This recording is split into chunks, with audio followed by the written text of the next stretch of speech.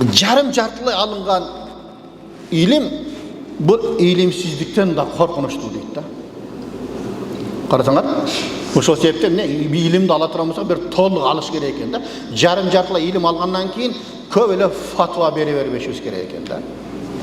Кейлер бар, бир аз илим алып алган, чалаулап билет, ар жагын билбейт, анан по-моему деп урдура берет да баягы жерде.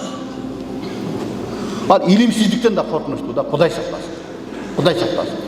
Андайларды чаламол деп коет бизде. Сен билбейм деген бул өзү илимдүүлүктүн белгиси. Мен билбейм десең анын эч уяты жок. Алар уялат. Билбейт экен дебесин дейт да, по-моему ушундай болсо керек. Андай кетпейт да.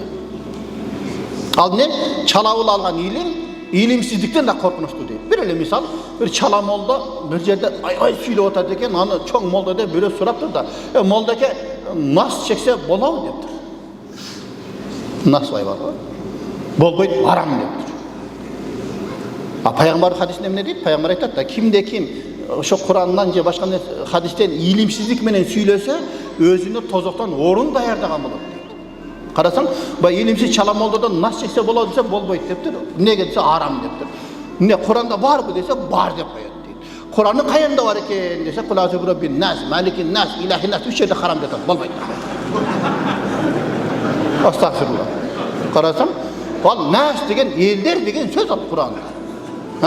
Роббин нас элдердин роббусу, илахин нас элдердин кудайы, маликин нас элдердин падышасы. Нас деген бул элдер деген сөз. Аны окшоштуруп урдуруп коюп атат да. Моментально өзүнө тозоктон орундайм деп алып атат да. Көрбөйсүңөр. Ошол себептен эмне дейт?